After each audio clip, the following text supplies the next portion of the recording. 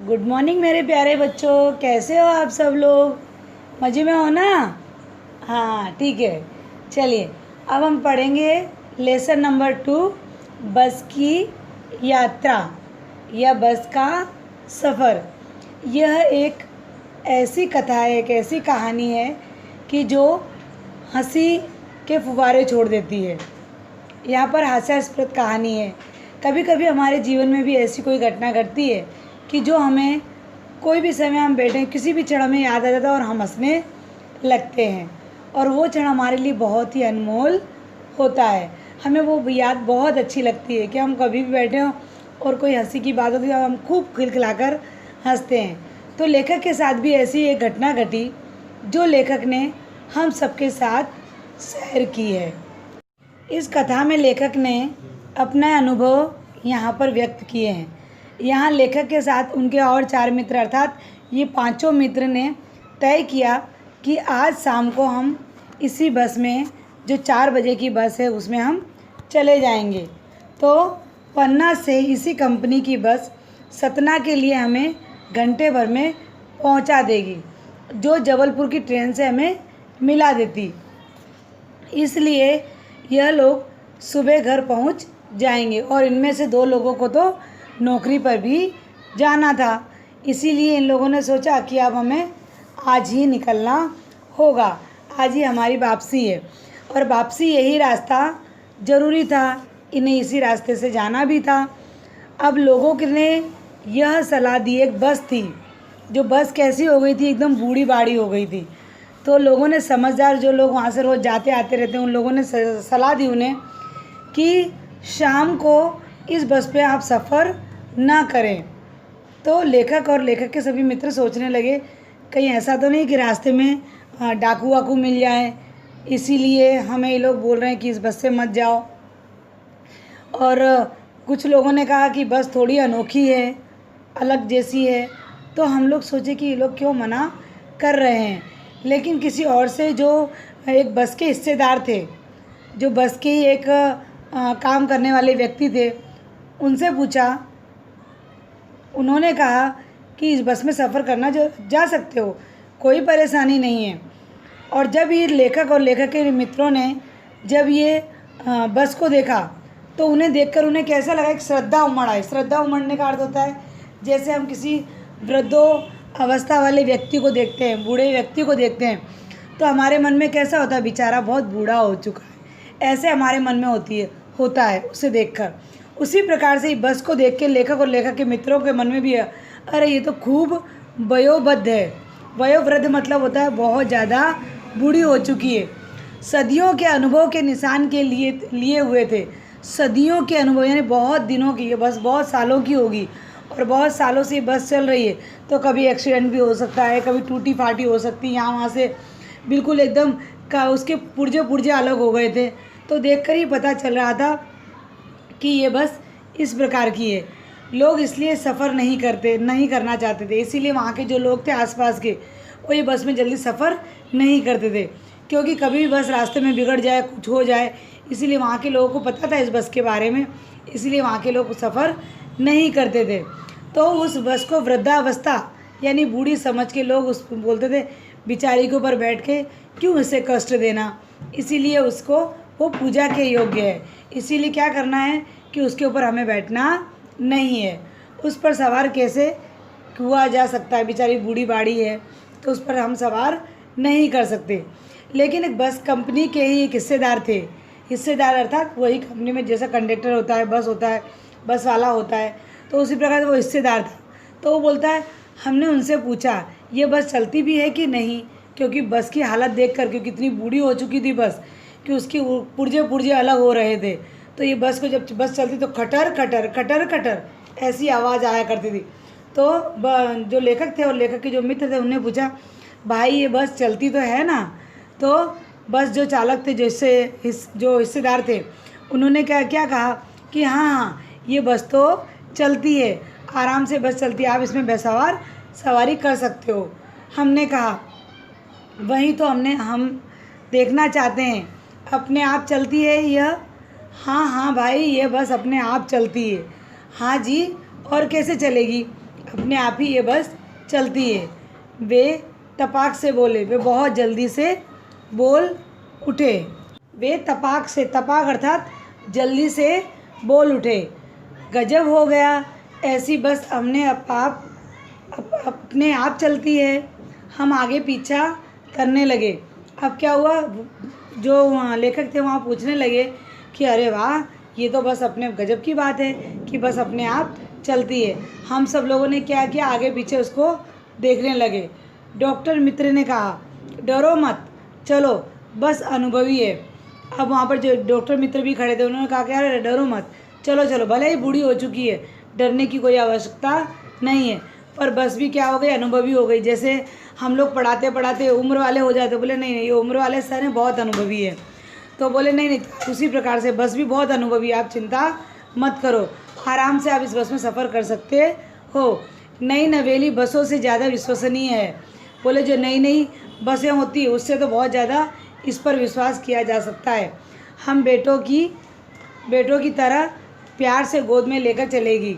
हमें कैसे प्यार से लेकर चलेगी कि यह हमारे बेटे हैं और हम सबको अपना बेटा मानकर, यह हमारी बस इतनी भले बूढ़ी बाड़ी है, बेचारी हमें अपना बेटा मानकर अपने प्यार से अपनी गोद में बिठाकर हमें अपने साथ लेकर चलेगी। अब लोगों के कहने पर हम बस में तो बैठ गए, लेकिन डरते डरते बस में बैठे। और जैसे ही हम बस में बैठे, जैसे जो लोग हमें छोड़ने आए थे, लेखक कह रहे हैं कि जैसे हमें लोग छोड़ने आए तो वे लोग हमें इस तरह से देख रहे थे जैसे हमें अंतिम यात्रा या अंतिम विदाई दे रहे हों। हमें उन्हें देखकर ऐसा लगा कि ये लोग हमें इस तरह से क्यों देख रहे हैं कि जैसे हम इनसे अब अंतिम बार मिल रहे हैं, हमें अंतिम यात्रा दे रहे हैं। उनकी आंखें जैसे कुछ कह रही हों और कह रही हों कि जो आया है उसे जाना ही होगा, चाहे वो रंक हो, चाहे वो राजा हो, रंक अर्थात जो गरीब, चाहे राजा, रंक या फ़कीर, कोई भी हो, सभी को यहाँ से कुछ का अर्थ होता है आगे बढ़ना, आगे जाना। आदमी को कुछ करने के लिए एक निमित्त चाहिए, निमित्त अर्थात एक मार्गदर्शन होना चाहिए कि व्यक्ति को आगे बढ़ने के लिए क्या चाहिए। तो कारण या उद्देश्य, निमित्त अर्थात कारण या उद्देश्य भी हो सकता है, ठीक है, कि आगे बढ़ने के लिए उसे कोई उद्देश्य या निमित्त चाहिए। इंजन स्टार्ट हुआ अर्थात बस स्टार्ट हुई, लेकिन हमें ऐसा नहीं लगा कि हम बस में बैठे हैं, हमें ऐसा लगा कि हम इंजन में ही बैठे हैं। जैसे पूरी की पूरी बस ना होकर क्या थी, इंजन थी, और हम इंजन के भीतर बैठकर चल रहे थे। जैसे ही हम बैठे, हमें देखा कि सब जगह से बस में कांच टूटे हुए थे बस के। अब जो बस के अंदर कांच बचे हुए थे उससे हमें बचना था, क्योंकि कभी भी कांच टूट के हमारे ऊपर गिर सकता था। तो जो बस में कांच बचे कुचे थे उससे हमें बचना था। हमने क्या किया, हम तुरंत ही वहाँ से हमने तुरंत ही वह कांच से थोड़े से दूरी पर हम सरक कर बैठ गए, डर की वजह से कहीं कांच हमें ना लग जाए। अब इंजन चल रहा था, हमें ऐसा लग रहा था कि हमारी सीट के नीचे ही इंजन किसी ने बना दिया हो। अब ये पूरी बस का अनुभव बता रहे हैं कि इस तरह से हमें बस का अनुभव हुआ। बेचारी बूढ़ी बाड़ी बस थी, और बूढ़ी बाड़ी बस होने के कारण हम उसमें बैठे तो बस का इंजन ही इतना भयंकर लग रहा था कि ऐसा लग रहा था जैसे ये इंजन के ऊपर ही हम बैठे हैं। जैसे तैसे हम इंजन के ऊपर बैठ तो गए, लग रहा था सब जगह से आग निकल रही हो और ऊपर से कांच भी टूटे टाटे। तभी जो लेखक को बैठाने आए हुए थे गांव से जो लोग, वो लोग भी देखकर डर गए कि ऐसा है। उनको देखकर लेखक ने कहा, हमें देखकर ऐसा क्यों लग रहा है कि ये लोग हमें ऐसे देख रहे हैं जैसे हमें अंतिम विदाई दे रहे हो। तभी हमें देखकर पता चल गया, अब समझ में आया कि ये लोग ये बस के अंदर बैठने के लिए क्यों मना कर रहे थे। अब क्या था, बस चलने लगी, और चलने के बाद बस ऐसा लगा कि लेखक कहते हैं कि ऐसा लगता है ये गांधी जी के असहयोग और असविनय अवज्ञा आंदोलन के वक्त यह अवश्य जवान रही होगी। बस के बारे में कह रहे हैं कि जब गांधी जी ने आंदोलन चलाया था, असहयोग आंदोलन, तो उस समय ये ज़रूर जवान रही होगी। उसे प्रशिक्षण मिल चुका होगा कि हर हिस्से दूसरे से असहयोग कर रहा है। हर हिस्सा, बस के अंदर जितने भी हिस्से थे सब क्या कर रहे थे, एक दूसरे से मिलकर काम न करना। असहयोग का मतलब मिलकर काम न करना। तो बोलते हैं कि हर हिस्सा एक दूसरे से मिलकर काम नहीं कर रहा था, सब अलग अलग थे। पूरी बस सविनय अवज्ञा आंदोलन के दौर से गुजर रही थी। सीट का बॉडी से असहयोग चल रहा था। सीट का बॉडी से, जो सीट के जो एक सीट होती है और उसके बाद उसके सब इंजन होते हैं, तो ये सब का क्या असहयोग चला, सब एक दूसरे से अलग अलग, कोई किसी के हिसाब से काम नहीं कर रहा था। कभी लगता सीट पर बॉडी छोड़कर आगे निकल गई है, और कभी ऐसा लगता कि सीट को छोड़कर बॉडी आगे निकल चुकी है। कब पता ही नहीं चल रहा था किसको छोड़कर कौन आगे बढ़ रहा है। जब 8-10 मील चलने के बाद ये सब भेदभाव मिट गया और समझ में आ गया कि सीट पर हम बैठे हैं कि हम पर सीट बैठी है, हमें कुछ पता नहीं चला। यहाँ ऐसा कह रहे हैं लेखक कि जो बस थी, बस के हाड़ पिंजर, जो इंजन विंजन वो सब अलग, और बस अलग, बस की सीट अलग, बस के कांच के जो खिड़कियाँ होती हैं वो सब अलग अलग, कोई असहयोग, कोई एक दूसरे से मिलकर काम कर रहा था नहीं।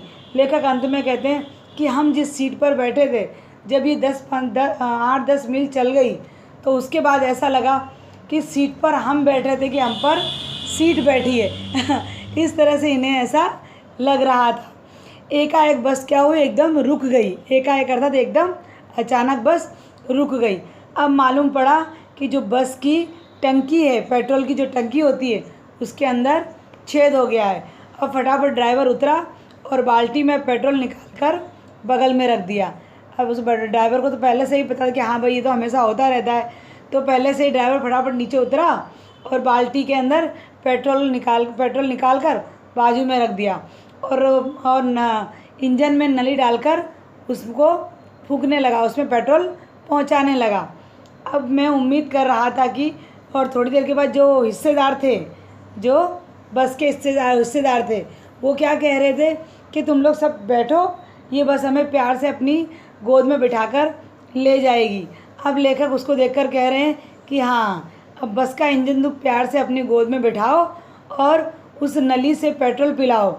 जैसे एक छोटे बच्चे को पेट्रोल पिलाओ, माँ दूध पिलाती है, उसी प्रकार से तुम भी अब जो बस का इंजन है उसे अपनी गोद में लेकर बैठो और उसे क्या करो, नली से पेट्रोल पिलाओ, जैसे माँ अपने बच्चे को मुंह में दूध की शीशी लगाती है। अब क्या था, बस की रफ्तार अब 15-20 मील हो गई थी। रफ्तार अर्थात तेज़ी, गति, मील हो गई थी। मुझे उसके अब किसी भी हिस्से पर भरोसा नहीं था। लेखक इतने डर गए थे कि लेखक ये सोच रहे थे कि अब ये बस कभी भी रुक सकती है, कभी भी ख़राब हो सकती है, उसे बस की एक भी हिस्से पर भरोसा न रह गया। कहीं उसकी ब्रेक फेल हो सकती है, कहीं स्टीयरिंग टूट सकता है। स्टीयरिंग मतलब जो हम बस को घुमाते हैं इधर उधर, वो भी कभी टूट सकता है। अब प्राकृतिक के जो दृश्य थे जहाँ से बस निकल रही थी, तो वो प्राकृतिक दृश्य बहुत ही लुभावने, बहुत ही अच्छे लग रहे थे। दोनों तरफ हरे हरे पेड़ थे जिनके ऊपर पक्षी अच्छे से अपनी आवाज़ सुना रहे थे, गाना गा रहे थे, गीत गा रहे थे। हरे भरे पेड़ को देखकर मन बहुत खुश हो रहा था। मैं हर पेड़ को लेकिन अपना दुश्मन समझ रहा था। क्यों? क्योंकि एक भी अगर पेड़ से ये बस टकराई तो मतलब बस वहीं की वहीं रुक जाएगी। इसीलिए उन्हें डर लग रहा था कहीं ऐसा ना हो कि पेड़ से टकरा जाए। तो जैसे भी वो दूर से देखते कि ये पेड़ आ रहा है और उस पेड़ से टकराए बिना अगर बस निकल जाती, तो लेखक फिर से शांत बैठ जाते और फिर से दूसरे पेड़ का इंतज़ार करने लगते, कहीं ऐसा ना हो कि दूसरा पेड़ आए और उससे टकरा कर कहीं बस रुक ना जाए।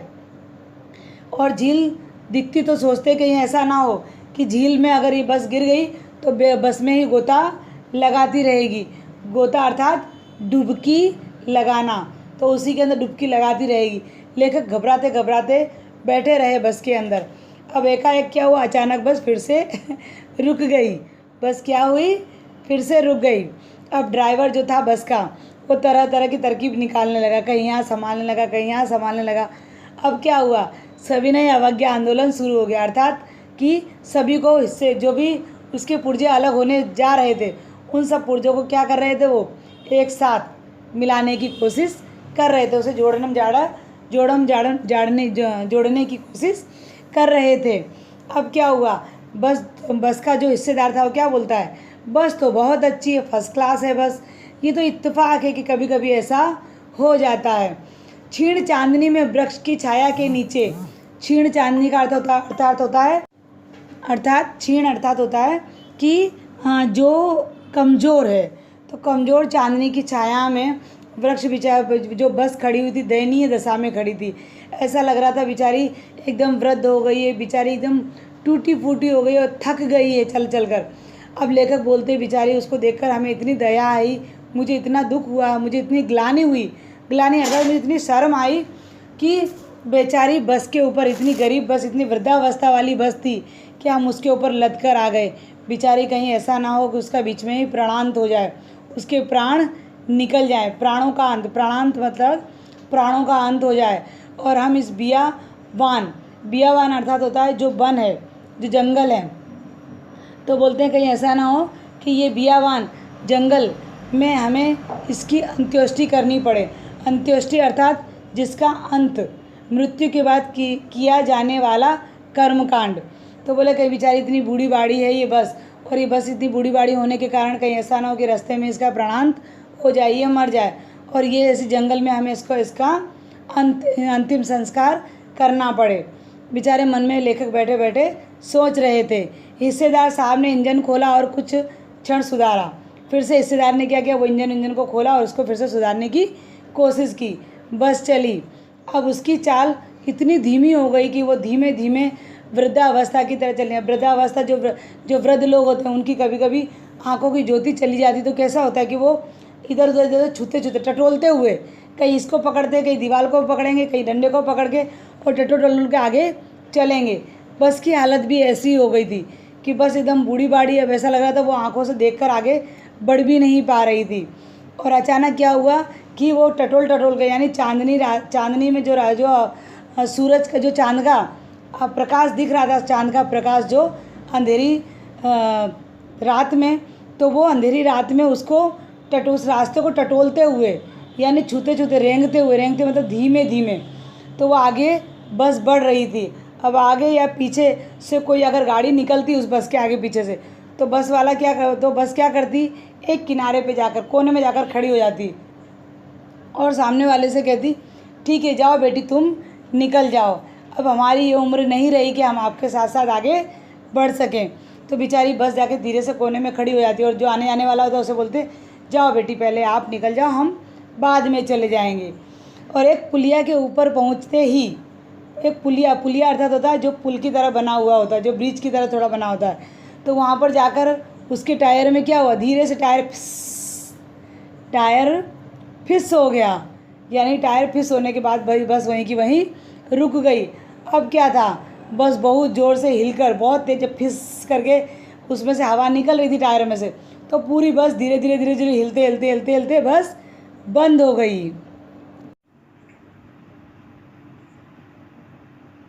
लेखक कह रहे हैं अगर बस की रफ्तार होती तो शायद यह उछलकर नदी में गिर जाती। और उस कंपनी के हिस्सेदार की फिर मैंने जो कंपनी का हिस्सेदार था उसे मैंने पहली बार देखा श्रद्धा भाव से।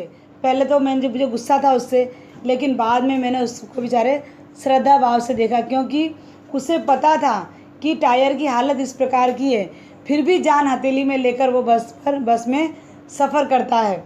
उत्सर्ग का अर्थ होता है त्याग, बलिदान।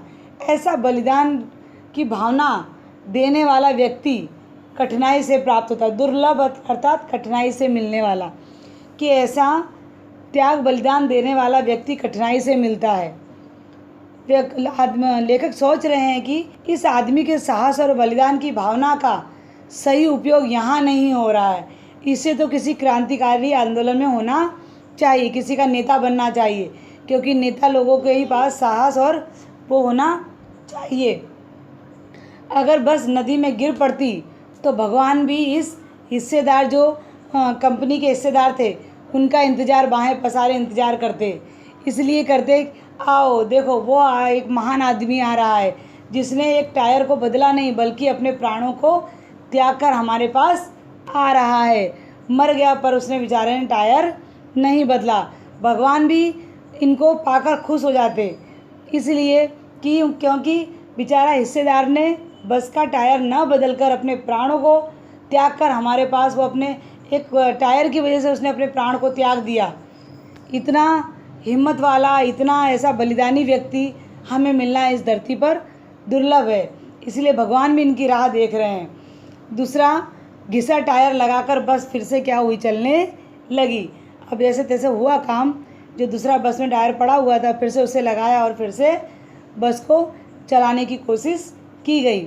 अब तो बेचारे जो इन लोगों को, जो लेखक और लेखक के सभी मित्र को, पांचों को पन्ना पहुंचना था। पन्ना अर्थात एक जगह का नाम था कि पन्ना पहुंचने की उम्मीद इन लोगों ने छोड़ दी थी कि अब तो हम पन्ना पहुंच नहीं सकते। अरे पन्ना पहुंचने की उम्मीद तो ठीक, लेखक ने सोचा अब हम कहीं पर भी कभी नहीं पहुंच सकते, अब हमने सब जगह की उम्मीद छोड़ दी है। अब हमारी ज़िंदगी किस में गुजरेगी, इसी बस में गुजरने वाली है। अब हम इस बस के अंदर बैठे बैठे हमारी पूरी ज़िंदगी निकल जाएगी, पर हम घर नहीं पहुंच पाएंगे। अगर हम लोग इस बस से निकलकर कहीं पहुँचे तो सीधे हम लोग क्या पहुँचेंगे, हमारे प्राण त्याग जाएंगे और हम सीधे परलोक पहुँच जाएंगे। इस पृथ्वी पर तो इसकी कोई मंजिल नहीं है कि हमें वो पृथ्वी पर जाकर या इस मंजिल पर हमें जाकर ये बस पहुंचा दे, क्योंकि एक एक मिनट में, एक एक सेकंड में ये बस बिगड़ रही है। तो हमारी जो बेताबी, जो हमारे तनाव थे, वो सब हमने ख़त्म कर दिए कि छोड़ दो चिंता करेंगे तो कुछ होने वाला नहीं है। हम बड़े इम्तिहान से घर की तरह बैठ गए। इम्तिहान अर्थात बहुत तसल्ली से वो वहाँ पर बैठ गए कि जाने दो, संयोग, अचानक होने वाली घटना, शांति से वो सब बैठ गए कि जाने दो। जैसे घर में बैठते उस तरह से उन्होंने बस को भी अपना एक घर बना लिया कि जब पहुंचना होगा तो पहुंचेंगे और मरना होगा तो मर जाएंगे। अब हमें चिंता करने की आवश्यकता नहीं है। फिर से उन लोगों ने सब चिंता छोड़कर हंसी मजाक चालू कर दिया। इस प्रकार से यह एक हंसी वाली, एक हास्यास्पद कथा थी जिसे हमने यहाँ पर पढ़ा। कैसा लगा आप सबको, अच्छा लगा? ठीक है। जीवन के यहाँ पर इसका मूल्य क्या है कि जीवन के हर पल का आनंद लेना चाहिए, कभी भी हमें निराश होना नहीं चाहिए। यह हमें लेखक हरिशंकर परसाई जी कह रहे हैं कि कोई भी मुसीबत हमारे सामने आ जाए, हमें उस मुसीबत का सामना करना चाहिए, अन्यथा हमें चिंता करनी नहीं चाहिए। अगर हम मुसीबत का सामना नहीं कर पाएंगे तो हम चिंता में ही आधे मर जाएंगे। इसीलिए हमको हंसकर, कोई भी कितनी भी बड़ी मुसीबत हो, उसे हंसकर उसका सामना करते रहना चाहिए। मुसीबत अपने आप कम हो जाएगी और वो मुसीबत का हमें अंत मिल जाएगा। इस प्रकार से मैं अपनी वाणी को यहीं विराम देती हूँ। अस्तु।